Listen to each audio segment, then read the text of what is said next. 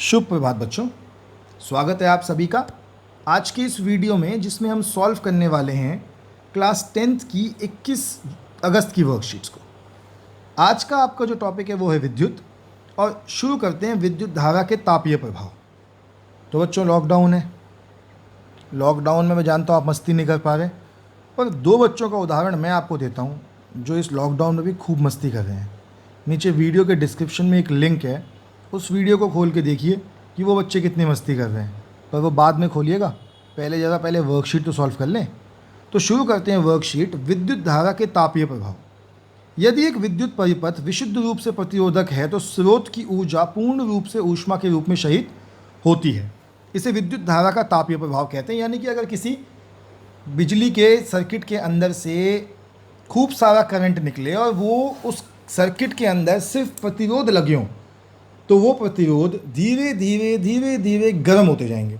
आपके घर पे भी होता है, पंखा दिन भर चल रहा हो तो मम्मी शाम को कहती है कि इस पंखे को थोड़ी देर के लिए बंद कर दो, ये बहुत गर्म हो गया होगा, ये ख़राब हो जाएगा। और आपको समझ में नहीं आता कि पंखे का काम तो घूमना होता है, ये घूम के कैसे ख़राब हो जाएगा। तो बेटा, जब वो कॉन्टीन्यूसली घूमता है तो वो गर्म होता जाता है, और उसकी एक लिमिट है। उस लिमिट के बाद अगर वो ज़्यादा गर्म होगा तो वो ख़राब हो जाएगा। प्रतिरोध R के किसी प्रतिरोधक पर विचार कीजिए, उसमें विद्युत धारा I प्रवाहित हो रही है। मान लीजिए इसके सिरों के बीच विभवांतर V है और इससे समय T और Q आवेश प्रवाहित होते हैं। Q आवेश तो सिंपल सी बात ये कहता है वो कि अगर किसी विद्युत परिपथ में V विभवांतर प्रवाहित होता है Q आवेश T समय में, तो उसकी जो शक्ति, जो क्षमता होगी वो होगी P बराबर VI। और अगर ऊर्जा निकालने की बात करूँगा तो शक्ति को, इस क्षमता को अगर समय से हम गुणा कर दूंगा तो जाहिर सी बात है उसकी ऊर्जा आ जाएगी। E is equals to PT, पर P का फॉर्मूला तो मैंने अभी पढ़ा VI, तो E आ गया E is equals to VIT। बेटा, इस V की जगह हम IR भी रख सकते हैं, क्योंकि ओम्स लॉ है। जिस IR को यहाँ V की जगह रखने पर ये हो जाएगा IR इंटू IT। और अगर आप ध्यान से देखें तो IR मल्टीप्लाई बाय IT, ये हो जाएगा E का मान। ये I इस I से गुणा होगा और बन जाएगा आपका H is equals to I square RT। तो H और E बराबर कैसे हुए? जितनी ऊष्मा होगी उतनी ही, जितनी ऊर्जा होगी उतनी ही ऊष्मा बनेगी। ये होता है जूल का तापन नियम। क्या कहता है जूल का तापन नियम? ये कहता है कि अगर इसके अनुसार किसी प्रतिरोध में उत्पन्न ऊर्जा विद्युत धारा के वर्ग के अनुक्रम अनुपाती होती है। यानी कि किसी भी प्रतिरोध या किसी भी चालक के अंदर से जो विद्युत धारा गुजरती है वो तीन बातों पर निर्भर करती है। पहला, कि विद्युत धारा कितनी है, जो ऊष्मा उत्पन्न होती है वो विद्युत धारा पर निर्भर करती है। ऊष्मा प्रतिरोध पर निर्भर करती है, और ऊष्मा समय पर। तो ये समय वाला कॉन्सेप्ट ये है कि ज़्यादा देर तक पंखा चलेगा तो ख़राब हो जाएगा, बहुत ज़्यादा देर तक। देखिए 6-8 घंटे तक तो आराम से पंखा चल सकता है। उसके बाद थोड़ी बहुत इसमें दिक्कत होती है, थोड़ी बहुत, बहुत ज़्यादा नहीं, थोड़ी बहुत होती है। आगे बढ़ते हैं कि विद्युत धारा के तापीय प्रभाव के व्यवहारिक उपयोग। व्यवहारिक उपयोग कहाँ कहाँ होता है? विद्युत हीटर, विद्युत इस्त्री, विद्युत बल्ब, विद्युत फ्यूज़, इन सब में इसका उपयोग होता है। लेकिन कई जगह हम चाहते हैं कि ऐसा ना हो, लेकिन फिर भी होता है। जैसे विद्युत बल्ब में आंशिक शक्ति ऊष्मा के रूप में प्रकट होती है तथा कुछ भाग प्रकाश के रूप में उत्सर्जित होता है। तो जो बल्ब है, बल्ब के अंदर मैं चाहता हूँ कि सारी विद्युत प्रकाश बन जाए, लेकिन ऐसा होता नहीं है। कुछ विद्युत प्रकाश के साथ साथ ऊष्मा भी बन जाता है।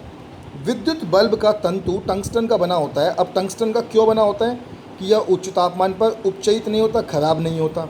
इसका गलनांक उच्च यानी कि 3380 बहुत ज़्यादा है। और बल्ब में रासायनिक दृष्टि से अक्रिय नाइट्रोजन और आर्गन गैस भरी जाती है, जिससे तंतु की आयु में वृद्धि हो जाती है। विद्युत फ्यूज़ यह एक सुरक्षा युक्ति है जो शॉर्ट सर्किट या ओवरलोडिंग के समय बिजली के उपकरणों की रक्षा करता है। तो फ्यूज़ बेटा क्या होता है, मैं आपको सिंपल समझाता हूँ। फ्यूज़ एक ऐसी तार होती है जो ज़्यादा करंट आने पर टूट जाती है। अब हमारे घरों में सभी विद्युत उपकरणों में फ्यूज़ लगे होते हैं। आजकल तो फ्यूज़ की जगह एक और चीज़ आती है, MCB। कहते हैं ना MC डाउन हो गई, तो वो MCB क्या करती है कि जैसे करंट ज़्यादा आता है वो MCB नीचे गिर जाती है, जिससे करंट आपके घर के अंदर के विद्युत उपकरणों तक नहीं पहुंचता, वो उपकरण बचे रहते हैं। तो विद्युत फ्यूज़ एक सुरक्षा युक्ति है जो शॉर्ट सर्किट या ओवरलोडिंग के समय बिजली के उपकरणों की रक्षा करता है। फ्यूज़ किसी ऐसी धातु या मिश्र धातु का तार का टुकड़ा होता है जिसका उचित गलनांक हो। जैसे कि एल्यूमिनियम, कॉपर, आयरन आदि। फ्यूज़ हमेशा लाइव तार के साथ श्रेणी क्रम में संयोजित होता है और फ्यूज़ की विद्युत क्षमता उपकरण से थोड़ी सी अधिक होती है। जैसे उपकरण को यदि 4 एम्पियर का करंट चाहिए तो फ्यूज़ को हम 4.5 तक का रखेंगे, ताकि जब 4 आए तो विद्युत उपकरण सही से चले। लेकिन अगर करंट विद्युत धारा 4 से ज़्यादा बढ़ जाए तो वो फ्यूज़ के अंदर जाके फ्यूज़ को तोड़ दे। आगे है विद्युत शक्ति। तो ऊर्जा की उपयुक्त होने की दर को विद्युत शक्ति कहते हैं। फॉर्मूला तो हम ऑलरेडी निकाल चुके हैं, P बराबर वी आई।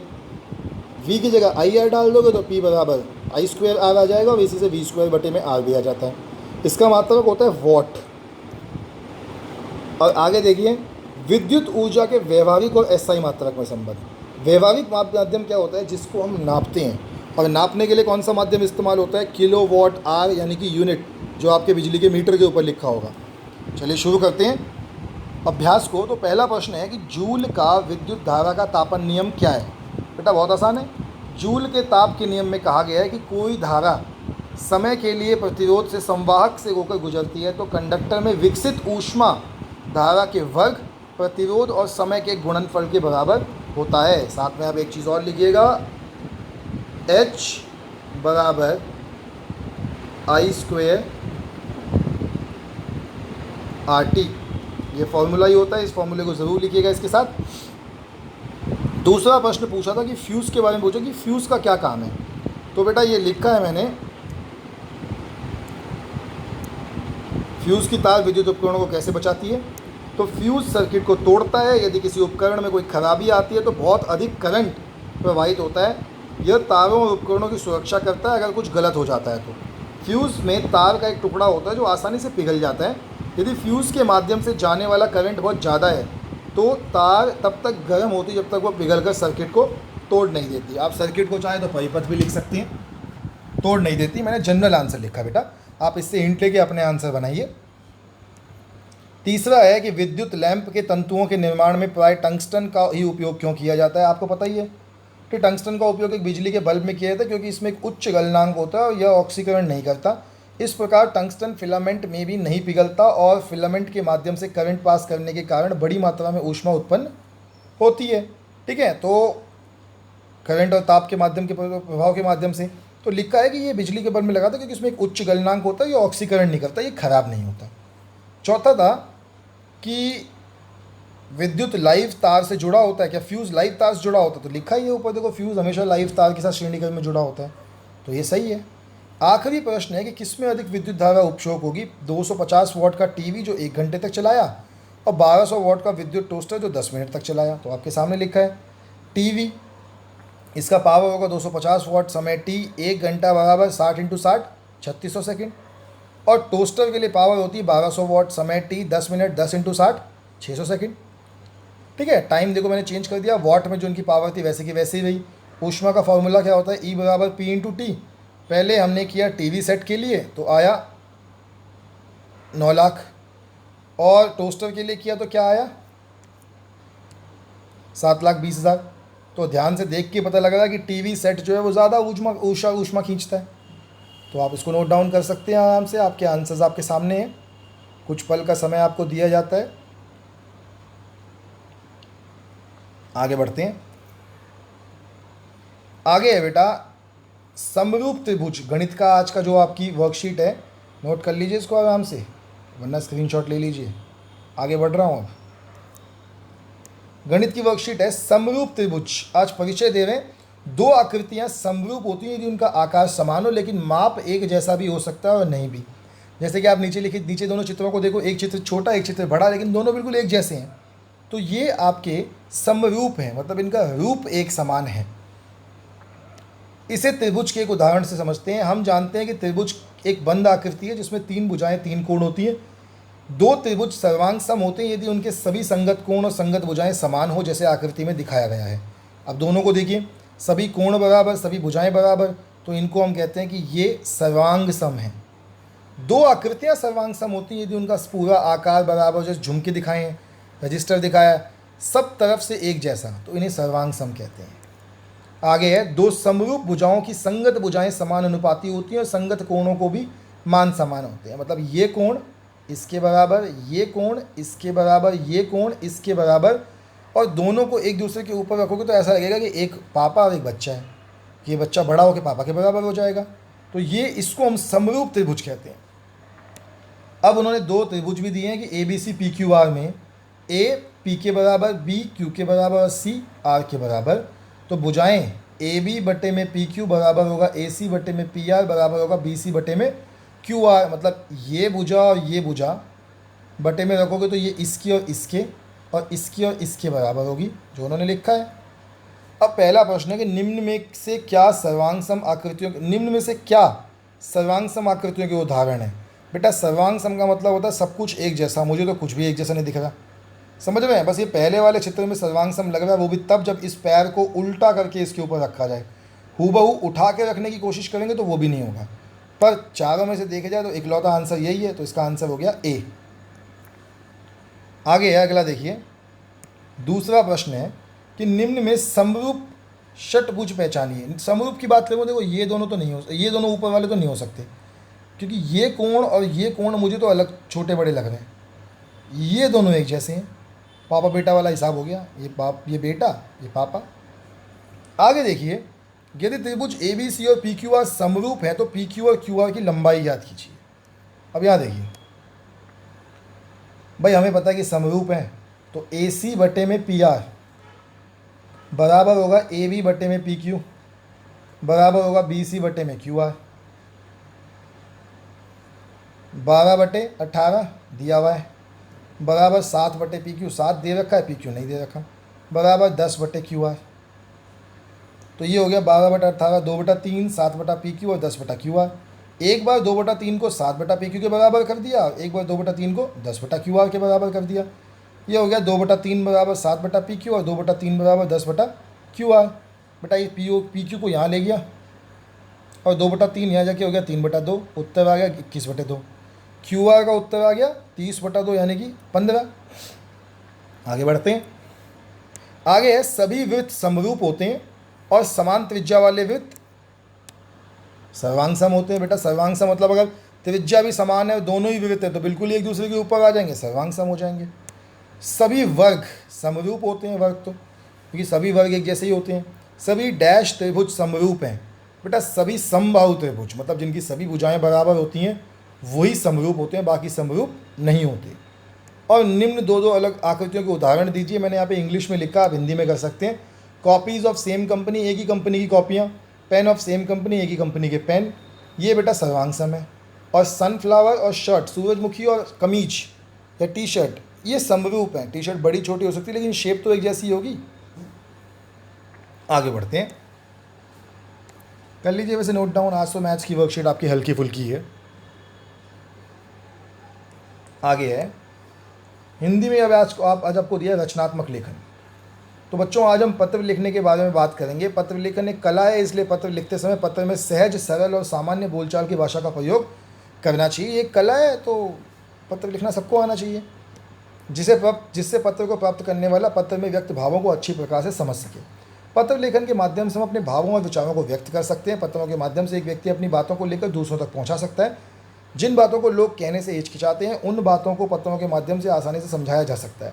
पत्र लेखन मुख्य रूप से 2 प्रकार के होते हैं। औपचारिक पत्र उन्हें कहा जाता है जिनसे हमारा कोई निजी संबंध ना हो।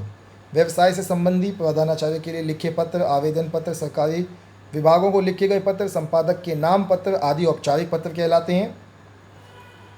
औपचारिक पत्रों की भाषा सहज और शिष्टापूर्ण होती है। मतलब औपचारिक मतलब बेटा ऐसे पत्र जो आप अपनी जान पहचान वालों को नहीं लिखते, जो ऑफिसर्स को लिखते हैं, प्रिंसिपल को लिखते हैं, बड़े कार्यालयों को लिखते हैं। तो इसमें बिल्कुल शिष्टाचार के नियमों का पालन करते हुए बिल्कुल आप पहले आप करके आप बात करते हैं, अच्छे से बात करते हैं। जबकि दूसरे होते हैं अनौपचारिक पत्र, अपने दोस्तों को लिख के जाते हैं, उन लोगों को लिख के जाते हैं जिनसे हमारा व्यक्तिगत संबंध रहता है। अनौपचारिक पत्र अपने जीवन, अपने परिवार के लोगों को, जैसे माता पिता, भाई बहन, सगे संबंधियों, मित्रों को उनके हालचाल पूछने, निमंत्रण देने, सूचना देने आदि के लिए लिखे जाते हैं। इन पत्रों की भाषा का प्रयोग थोड़ा ढील दी जा सकती है। इन पत्रों में शब्दों की संख्या असीमित हो सकती है क्योंकि इन पत्रों में इधर उधर की बातों का समावेश होता है। उदाहरण, अनुमान लगाकर रिक्त स्थान बॉक्सों में उचित शब्दों को भरिए और किसी भी विषय पर एक औपचारिक पत्र लिखने का अभ्यास कीजिए। तो एक औपचारिक पत्र जो लिखा हुआ है नीचे वो देख लेते हैं।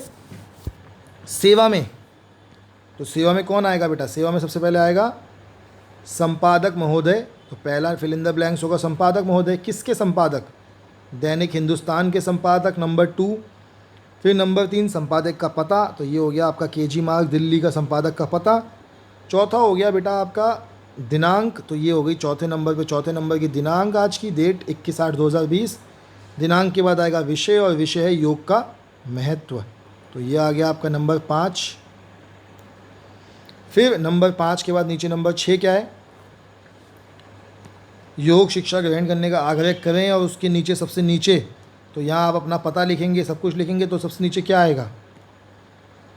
फिर आएगा आपका नंबर 6 पे आएगा आपका पता, 7 पे, नंबर 6 पे पता नहीं, नंबर 6 पे पहले नाम आएगा। 6 पे आया आपका नाम, 7 पे आपका पता, और 8 पे आपका मोबाइल नंबर। तो 1 पे आया था संपादक महोदय, 2 पे दैनिक हिंदुस्तान, 3 पे संपादक महोदय का पता, 4 पे आई थी डेट, और 5 पे आया था आज इसका विषय। अब अगर आपको और पत्र देखने कैसे लिखते हैं, तो मैंने अपने इंस्टाग्राम पे पत्र डाले हुए हैं। आप नीचे वीडियो के डिस्क्रिप्शन में जाएंगे तो इंस्टाग्राम का आपको मिल जाएगा पता कि इंस्टाग्राम कहाँ पे, इंस्टाग्राम पे हमारा अकाउंट कौन सा है। उस अकाउंट पे आपको और पत्र के उदाहरण भी मिल जाएंगे, आप अपने आप भी लिख सकते हैं। तो बच्चों, आज की वर्कशीट यहीं ख़त्म हुई। हम आपसे कल फिर मिलेंगे, कल सुबह कुछ नई वर्कशीट्स के साथ। और हाँ, जो 2 बच्चे मैंने आपको बोले ना मस्ती करते हुए, उनको देखते हुए मत भूलना, एक बार चेक तो कर लो।